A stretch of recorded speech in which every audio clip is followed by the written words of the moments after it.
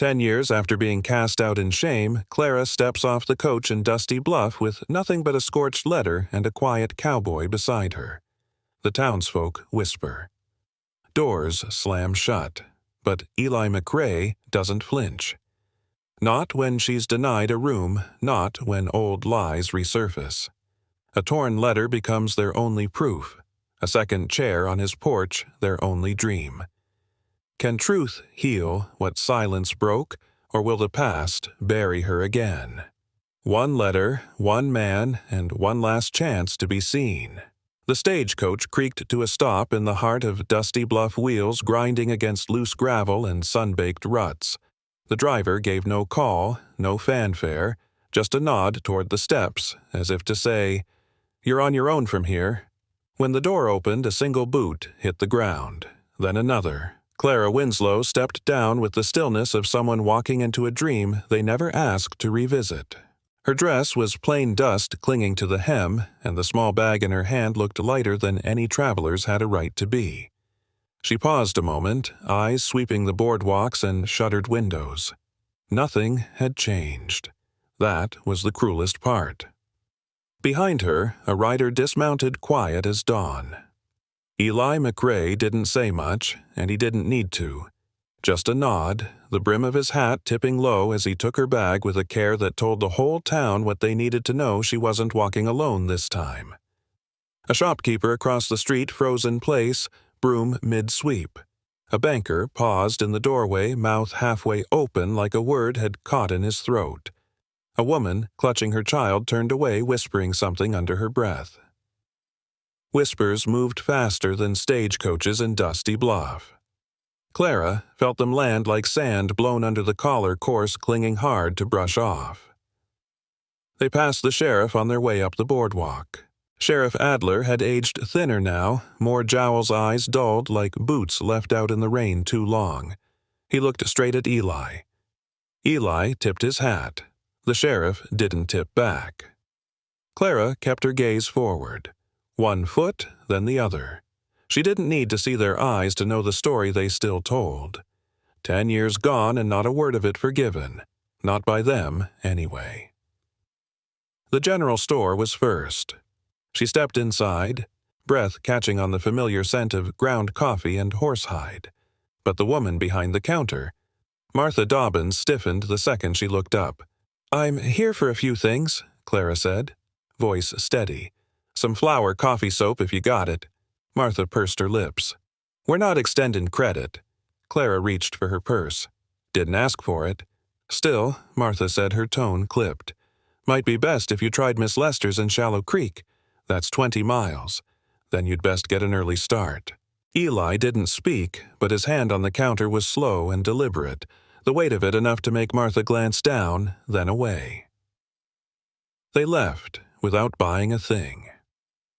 At the boarding house, the answer came quicker. "Full up," Mrs. Anders said before Clara could step through the door. "Long-term guests. I can see 4 empty rooms from the street," Eli replied flatly. Mrs. Anders didn't blink. Not for her. Eli didn't argue. Just turned to Clara and said, "I got space at the ranch. Bunk's clean. You'll have privacy." That night, she sat across from him at the supper table picking at the stew he'd made. The silence stretched, but not heavy, just waiting. "Folks never asked questions back then," Eli said finally, voice low. "Just believed what was easier." Clara didn't look up.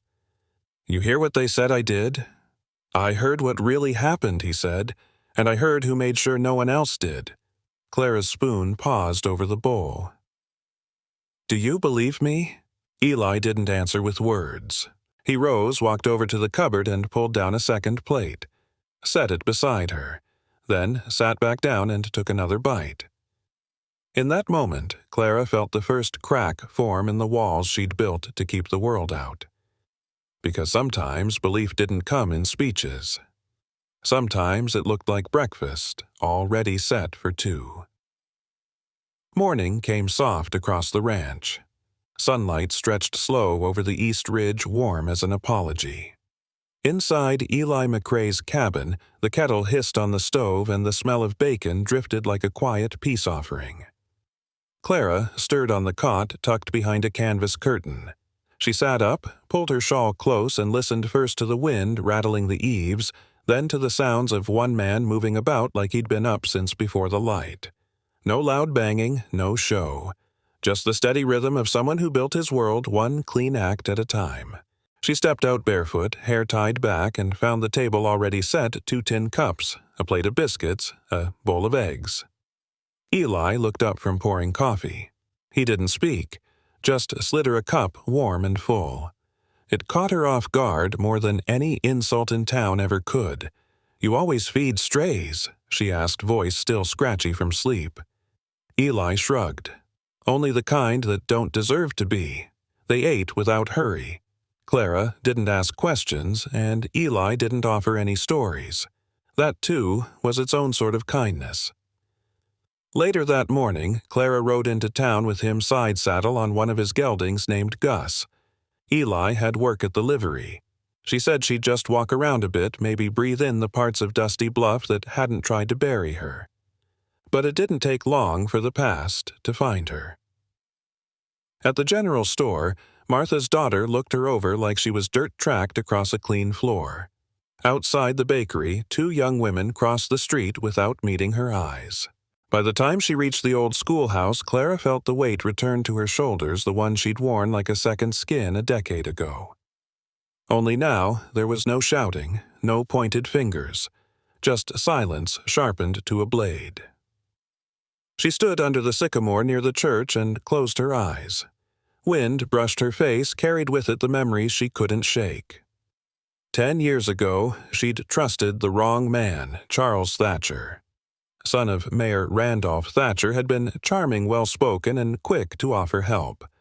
What started as a friendship turned to rumors, then accusations. And when Clara pushed back, it was her name that landed in the dirt. Her reputation crumbled in a week. Her job vanished. Her family sold their farm and moved west, and Clara disappeared into the kind of exile that only the innocent know. And Dusty Bluff. It turned its back like it had never known her. By noon, she found Eli at the back of the stable hammering a new latch onto a tack room door. How bad, he asked without turning. Clara leaned against the frame. Quiet, which somehow feels worse. He nodded once, then paused his work.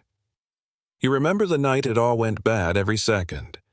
"I wasn't here then," he said, "but I heard plenty after. Funny how folks talk when they think they're not being listened to." She looked at him, waiting. "I heard how Charles used your name to cover up his mess. Heard how the sheriff looked the other way, how the council said it was best not to stir up trouble." Clara's jaw tightened. "And you still brought me back here." Eli finally turned. His eyes weren't soft, but they held something better conviction. "I don't believe a town's silence is the same as truth. And I don't think shame belongs to the one who was lied about." She swallowed hard. What if they never see it that way? He gave the barest smile. "Then maybe it's time someone else told the story." That night, Clara found the courage to unpack her one keepsake. A scorched letter yellowed with time corners, blackened ink smeared but still legible. She held it to the lantern light. The seal still held. She didn't need the town to believe her. But maybe, just maybe, she could help them remember what truth looked like. The letter still smelled faintly of smoke. Clara had kept it wrapped in a handkerchief all these years, tucked deep inside her satchel, the edges blackened from the night she almost burned it. She hadn't had the strength to destroy it back then, and now she was glad she hadn't. She set it carefully on the table between them. The paper crackled as it unfolded, corners curling like it still remembered the flame. Eli didn't speak. He just leaned in, eyes scanning the shaky handwriting, the seal at the bottom, and the uneven signature, Charles Thatcher. It wasn't a confession in so many words, but the meaning was there. A drunk, rambling letter written one bitter winter night filled with bitterness and guilt. The words, "She didn't deserve what I did, and Father said silence was safer." A coward's apology. But proof nonetheless. "I found it under my porch steps. Weeks after I left town," Clara said quietly, He must have dropped it. Or maybe he left it there. I don't know. Eli nodded slow. You ever show anyone this? She shook her head. Didn't trust anybody, and it didn't feel like it mattered. Who'd believe it was real? He stood, reached for his coat. Let's find out. They rode out at first light, hooves kicking up dust across the dry flats east of town. The sun hadn't cleared the hills yet, and the air held the bite of early spring. Clara kept the letter in her coat pocket, her hand brushing it now and then like it might disappear if she didn't keep contact. Their destination was a sagging house near the edge of Crooked Elm, a crooked chimney-paint, long-gone shutters hanging on prayer. It belonged to Emery Bell, the old town notary. Rumor was he'd gone nearly blind in one eye and bitter in both. They knocked, waited, then heard shuffling and a cane thumping its way across the floor. When the door opened, Emery squinted through thick glasses. Well, I'll be... Clara Winslow. She stiffened. Eli nodded politely. Mr. Bell, you notarized a letter years ago. We're here to ask about it. Clara pulled the paper out careful as if it were glass. You sealed this. Look close. Emery leaned in frowning. That's my emboss. I remember. Charles brought it in himself. Drunk, but insistent.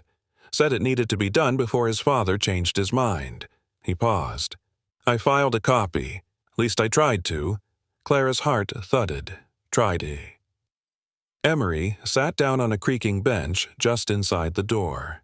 Couple days later, Councillor Hicks came by, said the mayor wanted the file destroyed. Town interest, they said. Promised a donation to the infirmary if I played along. Told me it was just politics. Eli folded his arms. And you agreed. The old man's jaw tightened. Didn't feel like much of a choice then. But I kept the seal copy in my desk anyway. I ain't proud, but I ain't a liar. He disappeared into the back, rummaged through a drawer, and returned with a thin folder, yellowed with age. Inside, a duplicate, crisper version of the same letter. I was scared, Emery murmured, but I knew someday somebody'd come knockin'. Clara stared at it. A real notarized confession. Her breath trembled, but she held steady. Eli met her eyes. Now it matters. They rode back to town in silence, the wind sharp and hopeful. Clara held the new copy close chest tight with something unfamiliar. By the time they reached the edge of Dusty Bluff, her fingers trembled around the reins. I'm not ready for them to look at me again, she said. Eli didn't glance over. Then, don't look at them. Look at the truth you're holdin'. She smiled faintly like the edge of something healing. In the folds of that ash-stained paper was her voice, and at last she was ready to use it. The town of Dusty Bluff liked to pretend it had a good memory. On Founder's Day, every porch flew bunting, every child wore their Sunday best, and every elder swore the town had always stood for fairness and faith. But Clara knew better. Dusty Bluff didn't have a good memory, it had a selective one. The town square bustled with activity. Women balanced pies on woven trays. Children darted between horses and wagons, chasing hoops and laughter. A brass band tuned up on the gazebo steps while men from the grain co-op hung banners along the general store. The whole place smelled like smoked pork, fresh hay, and freshly baked pride. Eli tied his gelding near the post office, handed Clara the notarized letter folded in his breast pocket, and met her gaze. You don't have to do anything, he said softly. I do. Clara replied. Not for them, for me. They walked side by side toward the long tables where the mayor's son, Charles Thatcher, stood with his sleeves rolled high, laughing loud enough for everyone to hear. His voice hadn't changed, still oily, too smooth, the kind that made lies sound reasonable. He caught sight of Clara and froze for half a beat. Just long enough to show he remembered. Miss Winslow Charles called with a smile sharp as a knife. Didn't expect to see you celebrating history. Thought yours was best left behind. Murmurs rippled through the crowd like wind through brittle leaves. Clara didn't flinch. She stepped forward, holding the folded letter not raised like a weapon but steady like a truth finally ready to be heard. Eli handed it to Charles. "Read it," he said simply. Charles took the paper, glanced at the seal, the handwriting. His smirk faltered, but only for a moment. He gave a theatrical laugh, crumpled the letter in one hand, and tossed it over his shoulder. It landed in the creek behind the bake table. Old paper. Old lies. No proof it ever came from me. Someone chuckled in the crowd, unsure whose side they were on. Clara didn't move. That was a copy, Eli said, his voice calm. "The original's with the notary." Charles's face twitched. That was when Clara knew he was scared. But fear often wore a cruel mask.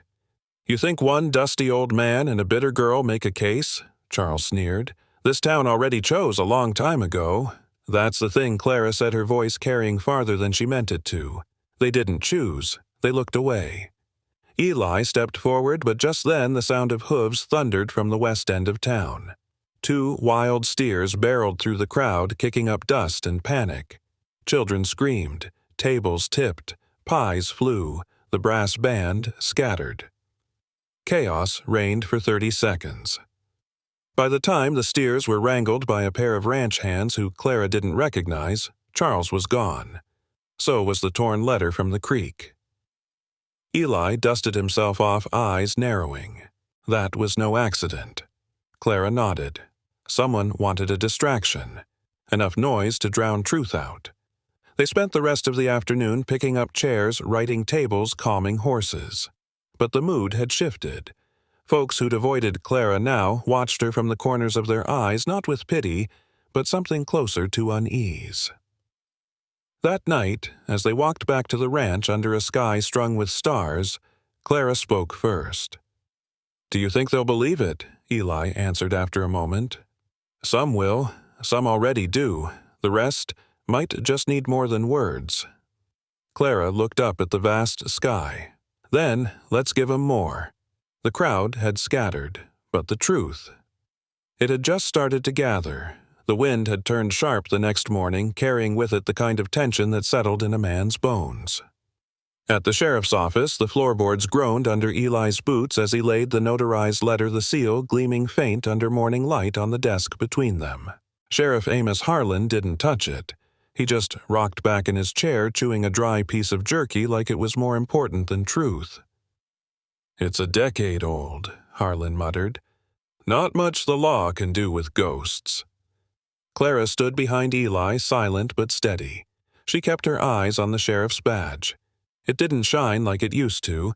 Dust dulled its edge like everything else in that office. "You swore an oath," Eli said quietly. "I keep the peace," Harlan shot back. Eli's voice stayed even. "Truth is peace." That was when the door creaked open. Abigail Grover stepped inside, blacksmith's wife, widow of 30 years, and town historian whether anyone asked her or not. Her gray braid fell heavy down her shoulder, and her apron still smelled faintly of coal smoke. "I saw it," she said. "All those years ago." Everyone turned. Charles came out of the schoolhouse basement, white as chalk. Clara was already gone. He looked scared, scared enough to lie. She turned to Harlan. "I told you back then. You told me to keep it to myself." The room held its breath. The sheriff didn't argue, just stood up, face set like stone. "I'll file the statement, but don't expect the mayor to take kindly to this. He's already gunning to hold his son's seat in the council." Eli gave a tight nod. "We're not after a seat, just the truth."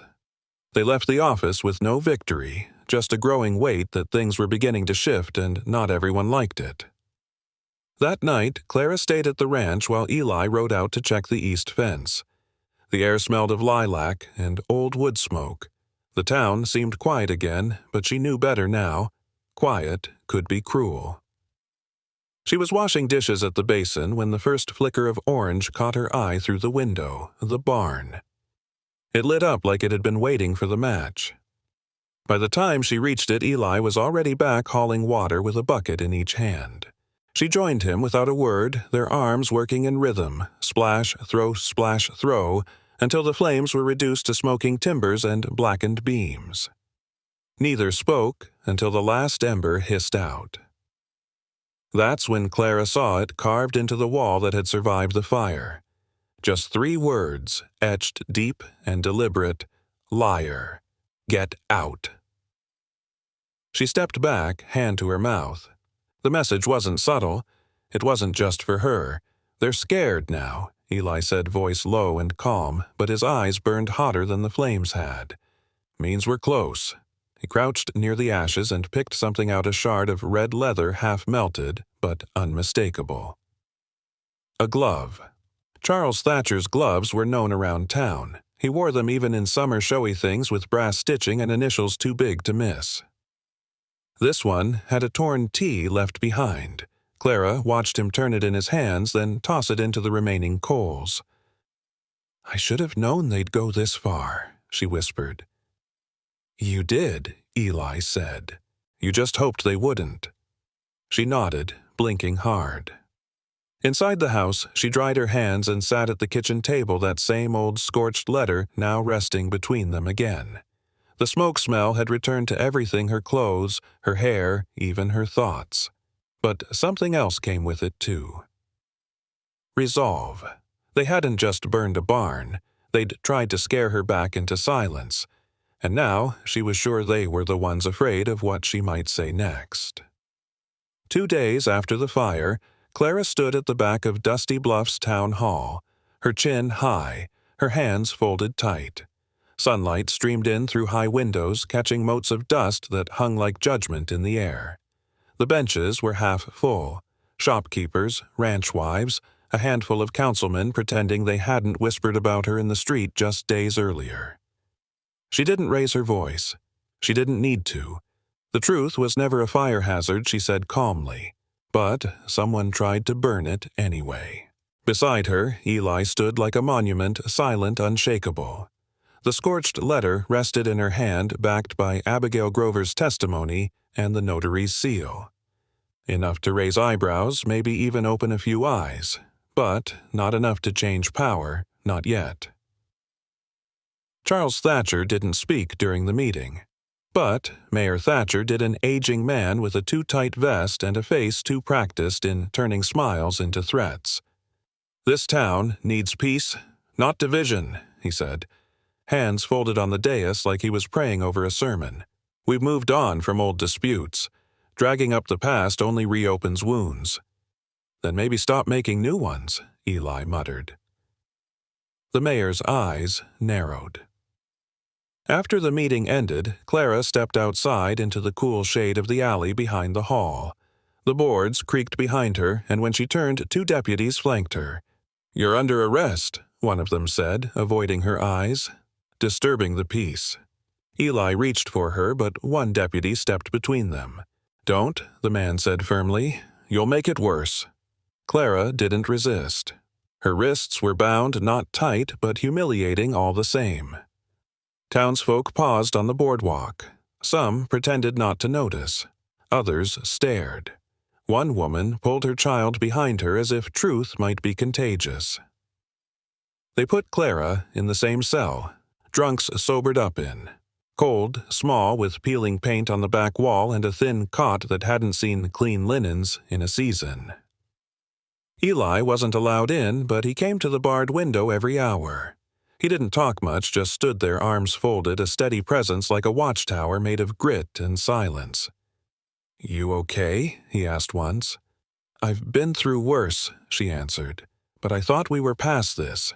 Town wasn't ready, but now it's forced to be." That evening, a quiet voice stirred Clara from her thoughts. The new deputy, barely old enough to shave, with soft hands and nervous eyes, stood outside the cell holding a tin plate and a cup of water. "I brought you supper," he said. "Cornbread's fresh. Cook owed me a favor." Clara sat up slowly. "Thanks." He hesitated, then crouched near the bars. "My ma remembers you. Said you used to help run the schoolhouse garden. Said you gave her shoes once when her feet were bleedin' from hand-me-downs." Clara blinked. "Lizzie Harper." He nodded, almost embarrassed. "She told me what happened. Told me what really happened. Then you know this isn't justice." He glanced down the hallway, then leaned in. "Judge Adams is getting pressure. Mayor wants you kept quiet till the council votes on his reappointment.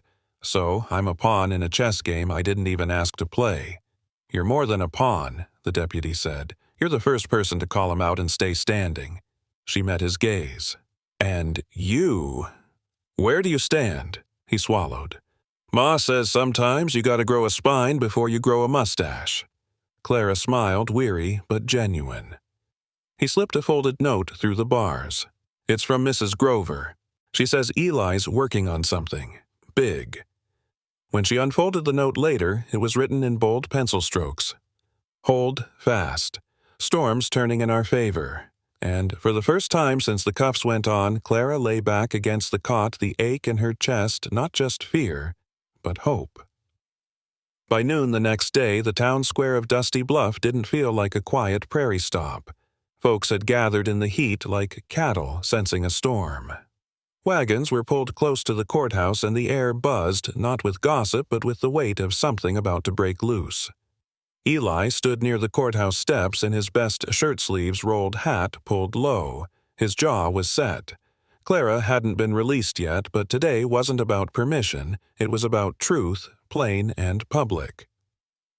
He wasn't one for speeches, but he knew how to hold ground. Folks he called out, voice calm, but cutting through the chatter like a fence wire snapping. You've all heard the whispers. "Today, I'm bringing you the words that ain't whispers. They're inked. They're sworn, and they've been hidden long enough." He held up a folded paper, the copy of Charles Thatcher's letter, authenticated and sealed again by the notary who'd finally come clean. Murmurs rippled. Then he laid the letter on a table beside him. Abigail Grover stepped forward next with her affidavit voice clear, despite her shaking hands. Then came the notary himself, shoulders slumped but voice steady when he admitted he'd been paid to stay silent. And then came the unexpected, the mayor's former secretary, a quiet woman named Bess Parker, who hadn't been seen in public since her husband died 3 winters ago. "I was asked to destroy the original," Bess said. "That letter came across my desk. I was told it was a mistake, that Clara was unstable, that we had to protect Charles's reputation." She looked toward the courthouse window. "I carried that shame for 10 years. Gasps traveled through the crowd. The judge, who'd been watching from the second-floor balcony, stepped forward to the railing. "I hear the people he called out. Bring the girl down." Moments later, Clara stepped out between 2 deputies. Her hands were no longer shackled. She walked slowly. Not because she was afraid, but because the weight of being seen again, truly seen, pressed on her every step. Charles Thatcher was already there, arms crossed, smirk wide. "You think affidavits and old letters make you clean," he spat. "You're still a stain on this town." Before Eli could speak, Clara stepped forward. "You're right," she said softly. "I am a stain, but not on this town. On your conscience. And I'm done carrying your guilt." She held up the torn edge of the original letter retrieved from the creek and dried between cloth. It still bore his signature. "You can tear the paper, but not the truth." Charles lunged, then rage flashing in his eyes, but Eli stepped in arm, barring him like a gate. He didn't strike, didn't raise his voice, just said, "You already tried fire once. You really want to try it again in front of everyone?" Charles hesitated. The crowd wasn't with him now. Even Sheriff Harlan stood arms folded behind the steps, not moving to protect him. Then, from the crowd, someone called out, "Let her speak." Others followed. "Tell it all. We were wrong." And finally, enough. Lies. Eli turned to Clara, nodded once. She stepped back to the center of the square, her voice steady. "I forgive you," she said, eyes on Charles. "But forgiveness ain't silence, not anymore." The judge raised his hand. "That'll be all," he said. "Miss Carter, you're cleared of all charges. And Mr. Thatcher, you'll need to stay in town for further questioning." The hush that followed wasn't empty. It was the sound of something cracking and something else finally healing, the kind of silence that means a town's about to change. The morning after the public forum, a strange quiet blanketed Dusty Bluff. It wasn't silence born of indifference, but the hush of a town trying to understand what it had ignored for too long. The first sign things had truly shifted came when Mayor Thatcher's resignation was posted on the courthouse door. No speech, no fanfare. Just a typed letter with a shaky signature and a stamp of county acknowledgement. Charles Thatcher, his son, had been placed under temporary investigation. The judge had forwarded witness statements to the territorial office. No one threw a parade, but no one protested either. Clara stood on the edge of Main Street, coat-buttoned, wind tugging at her skirts. She didn't smile when she saw the paper. She didn't cry either. She just nodded once as if the world had finally caught up with the truth she'd been carrying alone for a decade. Eli joined her with 2 steaming cups of coffee from the diner. He handed her one, not saying a word. He didn't have to. They watched together as townsfolk walked by, some giving them a wide berth, others offering a nod. One little girl even waved her mother too slow to stop her hand. Later that day, as Clara walked through the market, the blacksmith's wife stepped out from behind her stand. "Miss Clara," she said, wiping her hands on her apron. Clara turned, unsure what to expect.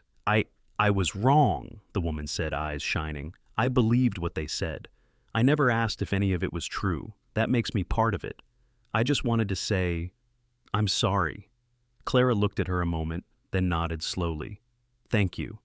The woman reached into her cart and held out a folded apron. "You mentioned once you liked lavender. I make these for the market sometimes. Would you like a job here?" Clara didn't take it right away. Her hands trembled a bit, but then she reached out, touched the fabric gently, and took it with both hands. "I'd be glad to." Word spread. The sheriff submitted his early retirement 2 days later. Folks said he left a note on the desk and rode out before sunup, not even bothering with a goodbye. A new deputy, young principled and willing to ask questions, took his place. That same deputy had slipped Clara cornbread when she was locked up. Now he tipped his hat each time she passed. Eli's barn, still singed at the edges, stood like a badge of survival. He and Clara spent 2 weekends repairing it with fresh planks and a stronger roof beam. They worked without fanfare side by side like they had done it 100 times before. Most folks would have left after all this, Clara said one evening, leaning against the stall post, fingers smudged with pitch. Eli glanced up from the post he was hammering. Most folks don't know how to stay when stayin' matters. She smiled faintly, the kind that doesn't beg to be seen, but is noticed anyway. The next Sunday, the church pews filled as usual. The hymn books stayed the same, the sermons still slow and rambling. But when Clara entered with Eli, heads turned, then bowed respectfully. No whispers this time, just a silence filled with something new, recognition, maybe even respect. They took a seat halfway down the aisle. For the first time in years, Clara's hands didn't shake in public. She sat still, steady. After service, Pastor Jenkins approached her, voice low but firm. "If ever you want to speak at the women's gathering, I think they'd benefit from hearing your story." Clara considered it, then said, "Maybe someday." She didn't need a podium yet.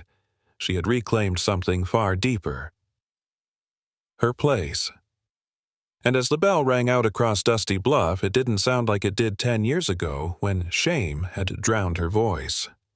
Now it sounded like a town trying, maybe for the first time, to listen.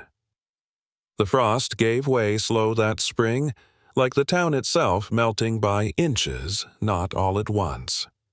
But Clara didn't mind. She'd stopped expecting grand gestures. These days she looked for the quiet ones. Eli handed her a deed one morning at the breakfast table. No build-up, no speech, just slid the envelope across the wood like he was passing the salt. "What's this?" she asked, fingertips brushing the old paper. "Land," he said simply. "A piece I've owned since my daddy passed. Half-acre by the creek. South Bend. Used to be my ma's favorite spot to pick berries." Clara unfolded the deed, eyes moving slow over her own name in ink. Her breath caught. "Why me?" Eli set his coffee down, steady eyes on hers. "'Cause it's yours already, just making it official." She didn't cry, Not right away. She folded the paper gently like it was spun glass and tucked it to her chest and stared out the window. The pasture glimmered with morning dew. Somewhere in the distance, a calf bleated. Later that week, she moved into the cabin by the creek. It wasn't much, just 2 rooms, a slanted porch and shutters that creaked in the breeze. But the light hit the floor just right near sundown, and the water behind it murmured low like a song half remembered. She planted lavender first, then tomatoes, then rows of green beans that Eli insisted wouldn't take but did anyway. Some days she'd find a jar of peach preserves on the porch, no note, just a gesture. On Sundays she still sat beside Eli at church hands, calm in her lap. No more whispers followed her into town, just nods, small ones but real. She started writing too. Not for vengeance, just memory. Her story spilled out onto paper in long, quiet nights beside a lantern as frogs croaked near the bank. When it was done, she bound it with twine and left a copy on the shelf of the town library. No author's name, just a title, Ashes Don't Lie. One morning she found Eli out by the edge of the cabin, sawing something under the trees. "What are you building?" she called. He didn't answer at first, just kept working shirt sleeves, rolled sawdust clinging to his collar. After a minute he stepped back, wiped his brow and nodded toward the porch. "Figured you could use a second chair." Clara froze sunlight catching her face just right. "Thought you weren't one for sitting." "I ain't, but sometimes," he said, hammering in a final nail, "I make exceptions." She walked over, touched the armrest. It was sanded smooth, made from old oak, matched hers in every way. They sat in silence for a long while that morning, the creek babbling behind them, chickens clucking somewhere off to the left. The world didn't change all at once. It didn't need to. Clara leaned her head back, eyes closed. "I used to think forgiveness meant forgetting," she said softly. Eli didn't speak, just waited. "But it don't," she continued. "It means I get to breathe again, without the weight." He looked at her, then slow and certain. "And you earned every breath." The wind shifted, bringing the smell of lilac and the sound of distant laughter, children maybe running down from the churchyard. Clara watched a redbird land on the porch rail. "They still might talk." "Let 'em," Eli said. "We've got chairs." As the sun rose higher, glinting off the water and the tin roof, the town of Dusty Bluff settled into a quieter kind of truth, one built not from thunder, but steady hands and open doors. And if you've ever been wronged by a town and made peace anyway, drop a comment from Texas to Montana. Subscribe for more frontier justice and second chances.